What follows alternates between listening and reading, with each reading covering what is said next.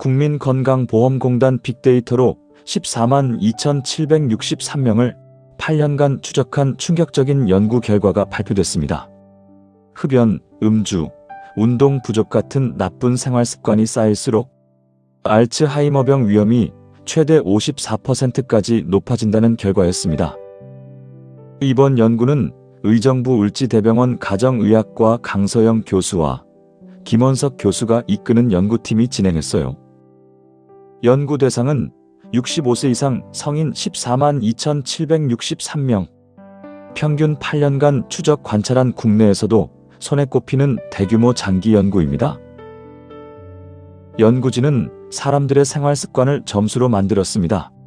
흡연, 음주, 신체 활동 여부를 종합해 0점에서 12점까지 개인별 생활 습관 위험 점수를 계산한 겁니다. 그리고 이 점수와 실제 알츠하이머병 발병과의 상관관계를 분석했죠. 결과는 생각보다 훨씬 더 충격적이었어요. 점수가 높을수록, 즉 나쁜 습관이 많을수록 알츠하이머병 발병 위험이 가파르게 상승했기 때문입니다. 알츠하이머병은 기억력 저하와 인지기능 장애가 서서히 진행되는 퇴행성 신경질환으로 치매의 가장 흔한 원인이에요. 이제 65세 이상 인구가 20%를 넘는 초고령화 사회에 진입한 만큼 예방적 접근이 그 어느 때보다 중요해요. 이제 알츠하이머는 남의 이야기가 아니라 누구나 대비해야 할 현실입니다. 오늘 20여 분 동안 14만여 명 추적 연구가 말해주는 생활 습관과 알츠하이머의 상관관계, 그리고 과학적으로 검증된 예방법을 차분하게 그러나 분명하게 정리해드리겠습니다. 나쁜 생활 습관이 정확히 얼마나 위험한지 지금부터 점수별로 확인해 보시죠. 먼저 연구진이 어떻게 생활 습관 위험 점수를 만들었는지부터 보겠습니다. 기준은 단순했어요. 첫째는 흡연이에요. 지금 담배를 피우는지, 얼마나 오래 피웠는지, 하루에 얼마나 피우는지를 점수로 환산했습니다. 둘째는 음주예요. 얼마나 자주 마시는지, 한 번에 얼마나 마시는지를 점수로 매겼습니다. 셋째는 신체 활동이에요. 일주일에 운동을 몇 번 하는지, 강도는 어떤지를 평가했습니다. 이 세 가지를 종합해서 개인별로 0점에서 12점까지 생활 습관 위험 점수를 만들었어요. 점수가 낮을수록 건강한 생활 습관이, 높을수록 나쁜 생활 습관이 오랫동안 누적돼 있다는 뜻입니다. 연구진은 이 점수를 4그룹으로 나눴어요. 저위험군, 중위험군, 고위험군, 최고위험군이에요. 사례를 하나 보겠습니다. 67세 박미선 씨는 저위험군에 속했어요. 평생 담배를 피운 적이 없고 술도 거의 마시지 않고 매일 아침 30분씩 걷기 운동을 합니다. 생활습관 위험 점수가 0점. 8년 동안 추적 관찰한 결과 알츠하이머병이 발병하지 않았어요. 인지기능 검사에서도 또래보다 좋은 점수를 유지했습니다. 그렇다면 점수가 높아지면 어떻게 될까요? 특히 여성에서 그 차이가 아주 뚜렷하게 나타났습니다.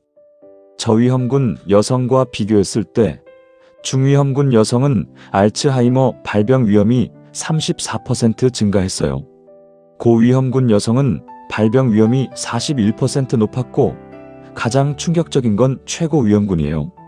나쁜 생활 습관이 많이 쌓인 여성의 경우 알츠하이머병 발병 위험이 무려 54%나 높았어요. 69세 이영자 씨는 최고위험군에 속했어요. 40년간 담배를 피웠고 매일 소주 반 병씩 마셨고 운동은 전혀 하지 않았어요. 생활습관 위험 점수가 8점이었죠. 8년의 추적 기간 중 6년째의 이영자 씨는 알츠하이머병 진단을 받았어요. 처음엔 가벼운 건망증으로 시작됐지만 점점 심해져서 손자 이름도 헷갈리고 집 주소도 잊어버리게 됐습니다. 남성도 예외는 아닙니다. 중위험군 남성은 발병 위험이 25%, 고위험군은 30%, 최고위험군은 40% 증가했습니다. 여성보다는 수치가 조금 낮았지만 명확한 상관관계가 있었어요. 이 연구가 특히 중요한 이유는 규모와 기간입니다. 이번 연구는 14만여 명을 8년간 추적했다는 점에서 통계적 신뢰도가 매우 높습니다. 국민건강보험공단 빅데이터를 활용했기 때문에 대한민국 국민 전체를 대표할 수 있는 결과라는 거죠. 김원석 교수는 체계적인 생활습관 개선 교육 프로그램과 예방 전략을 마련해야 한다고 제언했어요. 강서영 교수는 고령화 속도를 고려할 때 알츠하이머병 발생률은 계속 높아질 것이라며 이번 연구가 국민들에게 건강한 생활습관의 중요성을 다시 한번 일깨우는 계기가 되길 바란다고 말했어요. 그런데 왜 여성에게서 더 위험이 크게 나타났을까요? 지금부터 그 이유를 살펴보겠습니다. 연구 결과를 보면 여성이 남성보다 생활습관의 영향을 더 많이 그리고 더 치명적으로 받습니다. 같은 최고 위험군이어도 여성은 54%, 남성은 40% 증가했죠. 왜 이런 차이가 날까요? 첫 번째 이유는 호르몬이에요. 여성 호르몬인 에스트로겐은 뇌를 보호하는 역할을 해요. 뇌세포를 건강하게 유지하고 염증을 줄이고 신경세포 간 연결을 강화하죠. 그런데 폐경 후에는 에스트로겐이 급격히 감소해요. 이때 뇌 보호막이 약해지면서 알츠하이머병에 취약한 상태가 됩니다. 미국 국립보건원 연구에 따르면 폐경 후 여성의 알츠하이머병 발병률이 폐경 전보다 2배 이상 높아진다고 해요. 만약 이 시기에 흡연, 음주, 운동 부족 같은 나쁜 생활 습관까지 겹치면 뇌 건강이 급격히 악화될 수 있는 겁니다. 두 번째 이유는 뇌 구조 차이예요. 여성의 뇌는 남성보다 해마 부위가 상대적으로 크고 활성도가 높아요. 해마는 기억을 담당하는 부위인데 알츠하이머병이 가장 먼저 공격하는 곳이기도 해요. 여성은 해마가 크고 활발한 만큼 이 부위가 손상될 때 증상도 더 빠르게 나타나는 경향이 있습니다. 세 번째 이유는 수명이에요. 통계청 자료에 따르면 한국 여성의 평균 수명은 남성보다 약 6년 더 깁니다. 알츠하이머병은 나이가 들수록 발병률이 높아지는 질환이기 때문에 더 오래 살수록 발병할 확률도 자연스럽게 높아지는 거죠. 네 번째 이유는 사회적 요인이에요. 많은 여성 시니어들이 배우자 사망 후 혼자 지내는 경우가 많아요. 사회적 고립과 외로움은 알츠하이머병 위험을 높이는 주요 요인이거든요. 그리고 평생 누적된 가사노동과 돌봄 노동, 스트레스도 뇌 건강에 부정적인 영향을 미쳐 알츠하이머병 위험을 높이는 요인이 될 수 있습니다. 하지만 기억하세요. 여성이 더 취약하다는 말은 운명이라는 뜻이 아닙니다. 오히려 건강한 생활 습관을 유지하면 더 좋은 예방 효과를 볼 수 있다는 연구도 있어요. 박미선 씨처럼 금연, 절주, 규칙적인 운동을 실천하는 여성들은 또래 남성보다 인지 기능이 더 좋게 유지되는 경우가 많아요. 그렇다면 흡연, 음주, 운동 부족이 구체적으로 뇌를 어떻게 망가뜨릴까요? 지금부터 하나씩 자세히 알아보겠습니다. 첫 번째 나쁜 습관, 흡연. 담배를 피우면 니코틴과 일산화탄소, 그리고 4,000가지 이상의 유해물질이 혈액을 타고 뇌로 들어가요. 이 물질들이 뇌혈관을 손상시키고 뇌세포를 죽이는 거예요. 한 연구 결과는 충격적입니다.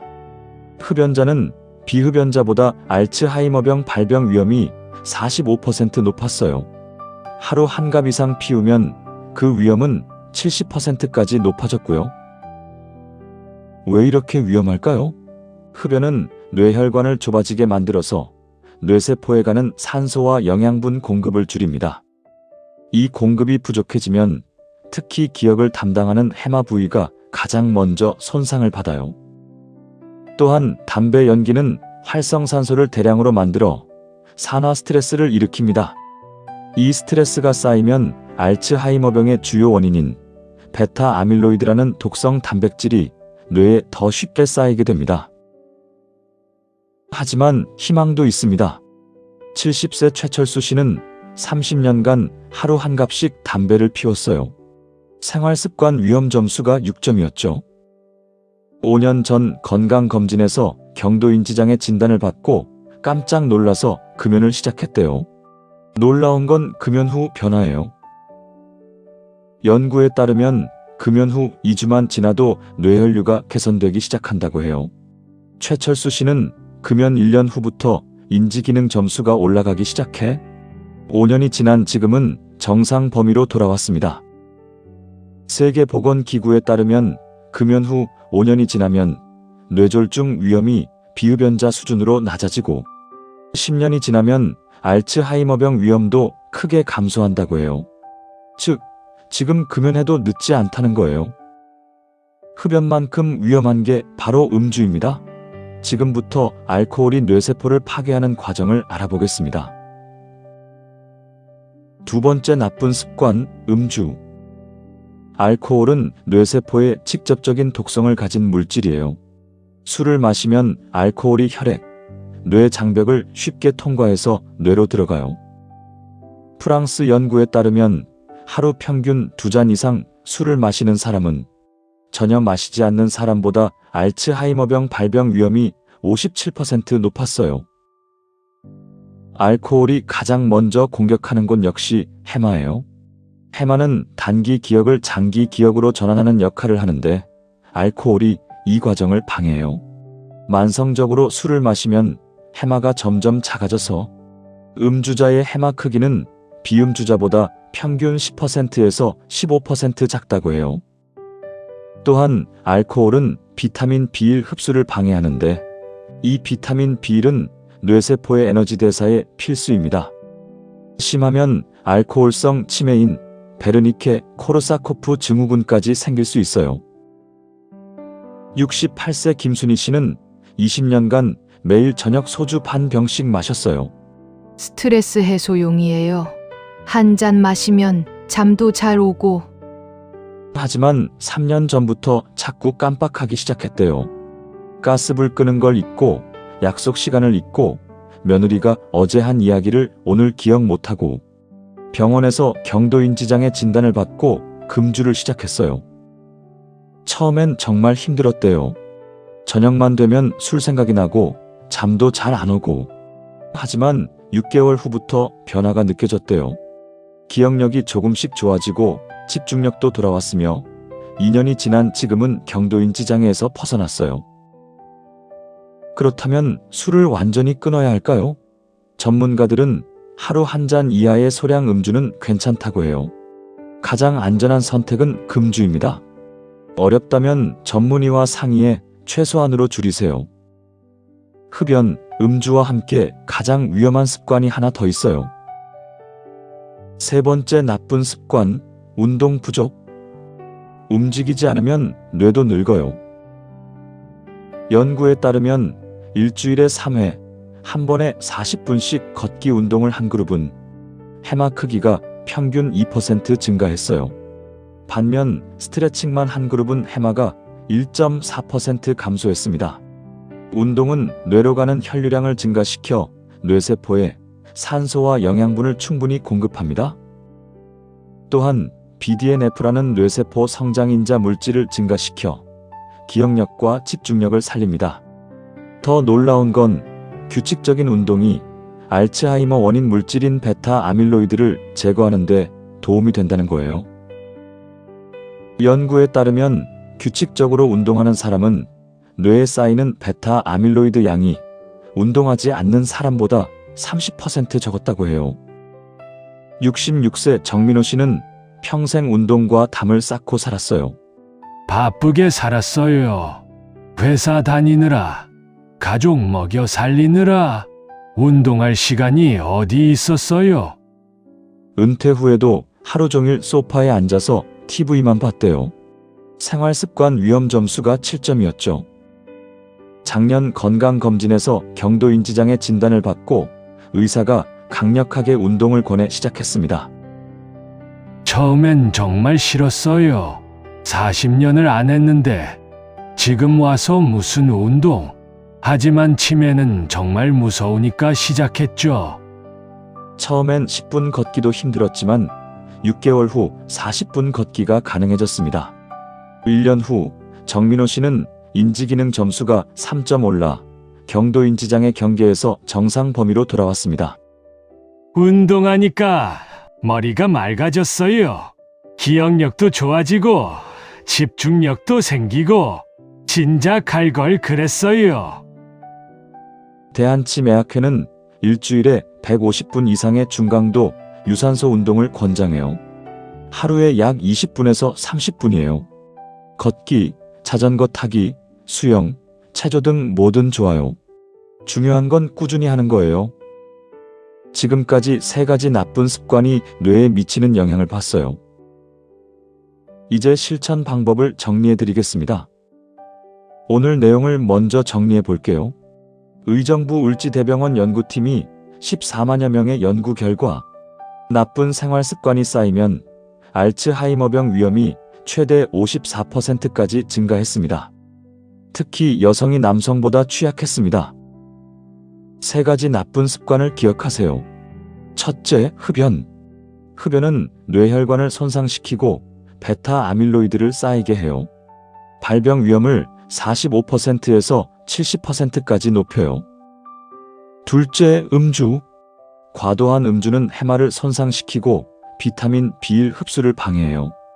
발병 위험을 57% 높여요. 셋째, 운동 부족. 운동 부족은 뇌혈류를 감소시키고 BDNF 분비를 줄여요. 해마가 매년 1.4%씩 작아져요. 오늘부터 당장 시작하는 3단계 실천 계획입니다. 1단계, 자신의 생활 습관 위험 점수를 계산해 보세요. 현재 흡연하고 있나요? 일주일에 술을 몇 번 마시나요? 일주일에 운동을 몇 번 하나요? 솔직하게 체크해서 자신이 어느 위험군에 속하는지 확인하세요. 2단계, 한 가지씩 개선하세요. 3가지를 동시에 바꾸기보다 하나씩 차근차근 바꿔가세요. 흡연자라면 보건소 금연 프로그램을 활용해 금연부터 시작하세요. 금연 패치나 금연 약물도 도움이 돼요. 과음하는 분이라면 하루 1잔 이하로 절주하고 술 대신 차나 물을 마시는 다른 습관을 들이세요. 운동을 안 하는 분이라면 하루 10분 걷기부터 시작해서 점차 20분, 30분으로 늘리세요. 3단계, 꾸준히 유지하세요. 1개월 후에는 작은 변화를 느끼실 거예요. 몸이 가벼워지고 숙면을 취하고 기분이 좋아져요. 3개월 후에는 확실한 차이가 나요. 기억력과 집중력이 높아지고 머리가 맑아지는 확실한 차이를 느끼실 겁니다. 1년 후에는 경도인지 장애였던 분들도 인지기능 검사 점수가 올라가 정상 범위로 돌아올 수 있습니다.